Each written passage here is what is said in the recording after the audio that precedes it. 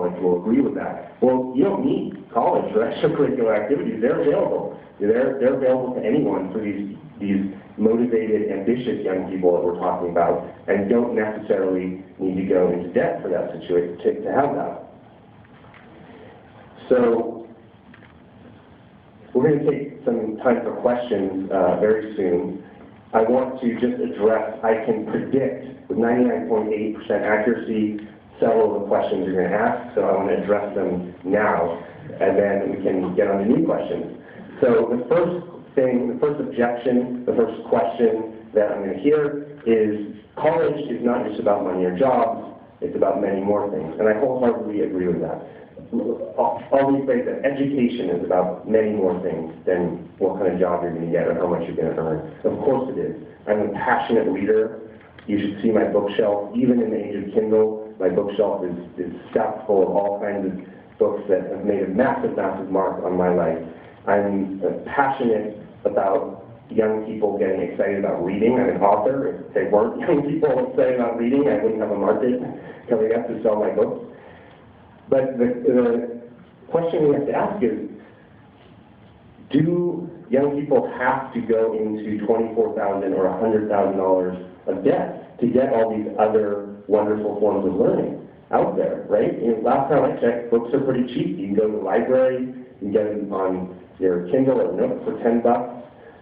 There's so much, there's this explosion of information out there. There's a company called the Learning Company, which I like a lot. And what they do is they scour the nation for the best professors they can find, best teaching professors on every topic, from the humanities to the sciences, the history, to everything.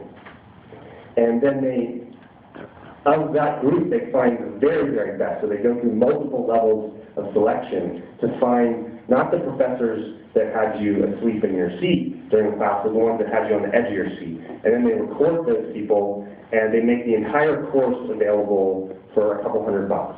And we're not talking about a few 20-minute video clips here. We're talking 36 hours of an entire semester's worth of lectures. And I've heard these lectures, and they're phenomenal. They make me want to learn more about every topic they have. So that's that passion for learning that, to me, schools saying, oh, well, young people need to learn how to be passionate leaders, and we do that. And to me, that's like a drug dealer decrying that there's not after-school programs to keep kids off the street. The schools are the worst offenders in killing curiosity for reading out of people, and this is starting very young. So 56% of Americans do not develop a habit of reading for pleasure after school. 56, the majority, do not. If you want to get kids excited about something, excited about reading, excited about learning, you don't make them do compare and contrast essays on it. That's the worst way to get people excited about it. You don't make them memorize and do those, since the dawn of man, blah, blah, blah, and then I'll show that this novel is related to that trend. And that's how you kill this passion for learning. There's a book I recommend called Redecide, which is about how schools systematically train this passion and curiosity out of young people. I'm not saying every school, I'm not saying for everyone, but if you look at the trend, that's where the trend is. Next question, I'm certain that I'm going to hear at some point. Well, you need a job, you need a college degree as a credential to get a job.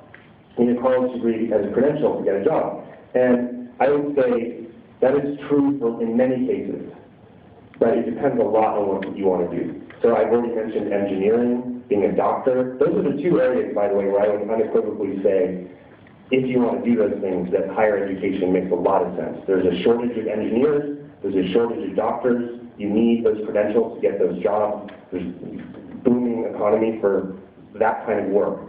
So I'm not debating that. But what if you just don't know what you want to do?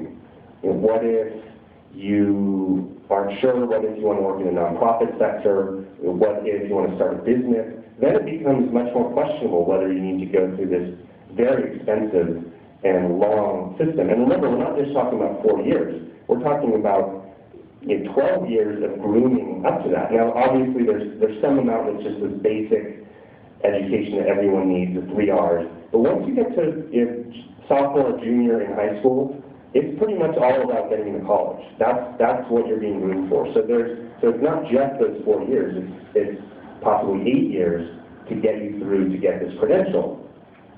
So I'm reminded of another Onion headline. They were talking about the jobs crisis and the recession, and their solution, well, we have this recession, so our solution on the way out of it, why don't we just give everyone another degree? And so that kind of points to this credentialism that we've gotten into, where everyone is chasing to get the next degree, to get a higher degree. Once again, I'll follow up an Onion headline with a real headline from the New York Times. There's an article, "The Masters as the New Bachelors." The Masters as the New Bachelors. It's talking about how there's this new phrase that's very common in job hunts called BA required, Masters preferred. So a lot of people are seeing that, and they think, well, wow, BA required, I definitely need a BA, and I should probably get a Master's. And the article ends, given how many people are now getting Masters to stand out from Bachelors, will the PhD become the new Master's?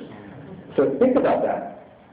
It takes, to get a PhD, you're in your late 20s or your early 30s, and life expectancy is 79. So we're saying to young people they should be spending somewhere between a quarter and a third of their life getting these credentials. That's a crazy system.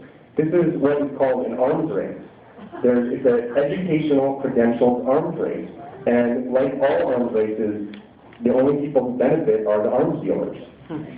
And people aren't, we have to make a distinction between getting a credential and learning.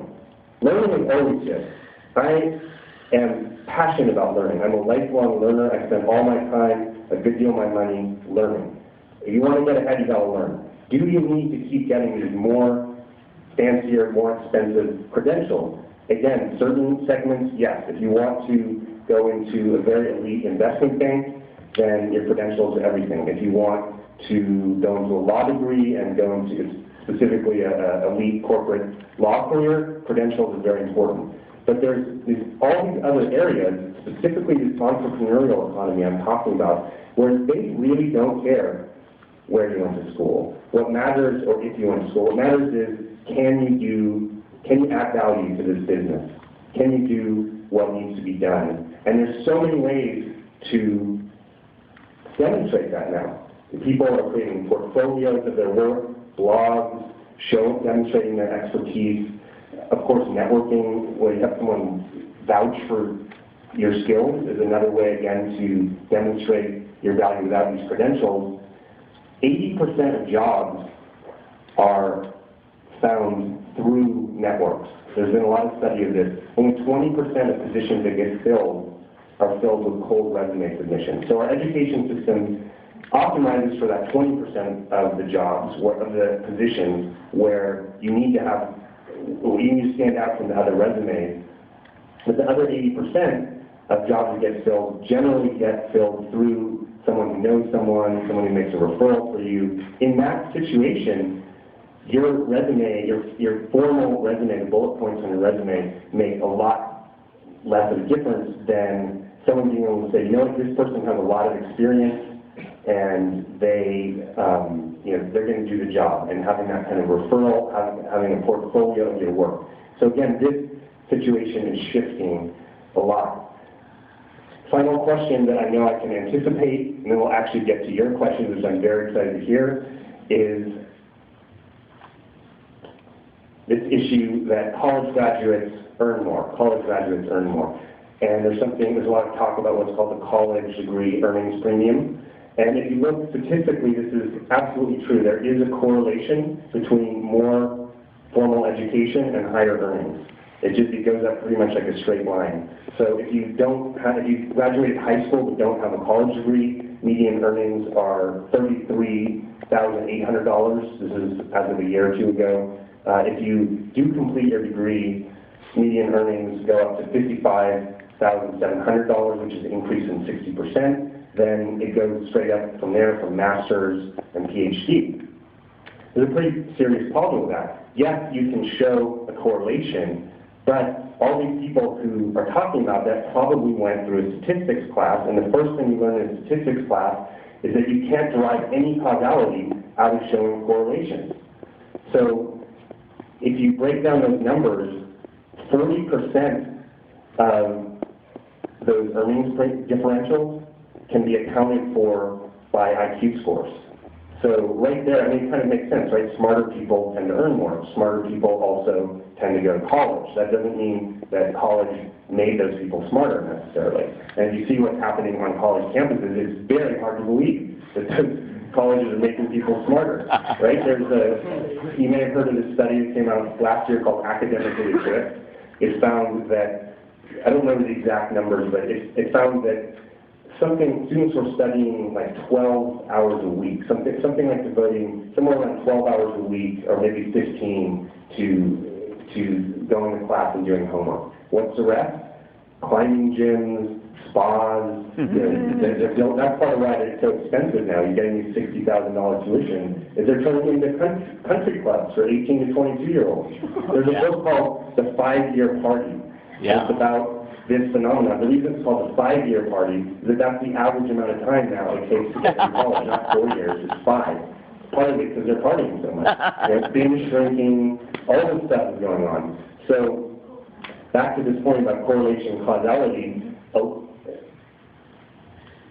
you can also explain a lot of the higher earnings premium. Another factor is if you're married, that accounts for about 30% of that earnings differential. So these are what are called in statistics conflating factors.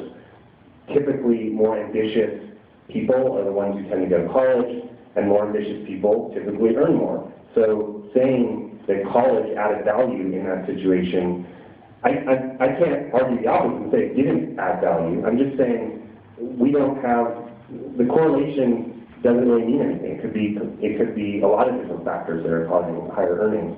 So something we'll hear in this discussion very often is the $1 million earnings premium of going to college. So even though correlation clearly does not equal cause, the marketers and salespeople of higher education explicitly argue that it does, even though there's no statistical basis for that whatsoever. Sandy Baum, who's a spokesperson for the College Board, which is the organization that administers SATs, said that the evidence for the individual economic benefit of college is enormous, and then she cited those correlations again. So she's explicitly saying that correlation equals causation. Because of that, these people argue that if you go to college, you'll have a $1 million earnings premium. If you add up that 60% more per year and add it up over a typical 40-year work span, you get roughly $1 million. Now I wasn't a math person, partly I went to Brown, partly because I didn't have to take math there. I didn't take any math, but I did a little bit of math around it. And I looked at the average amount that a person pays for private college education is $12,000 per year. That's what they actually pay. There's the sticker price, what they say on the brochures is usually more, but most people get some form of financial aid. So the net price, as they call it, the average is $12,000. So 4 years, that's $48,000. So I did a little math.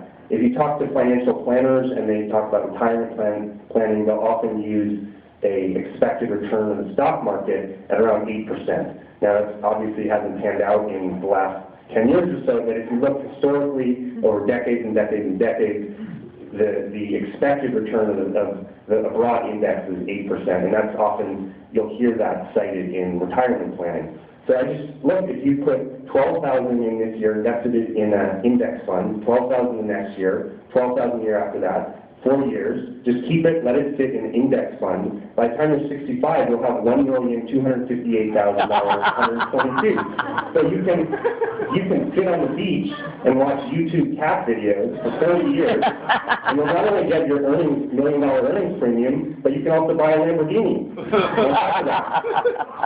So this whole college this is the stuff that they use to get people to pay these $60,000 years. And it's being marketed in a fraudulent way. That is fraudulent marketing. And it's getting the people who can at least afford it to be paying these enormously inflated sums. Why are they charging so much? Because they know they can. There's huge demand for it. Harvard could fill its entire incoming freshman class 4 times over with students that it deems qualified for Harvard. And most of the elite colleges are like that. they're turning away, they typically turn away 90%, 80%, 70% of the people who want to go there. So there's huge demand for this education, partly because of that kind of PR and marketing, and that's what I'm trying to counteract a little bit here. And I hope we can get some discussion going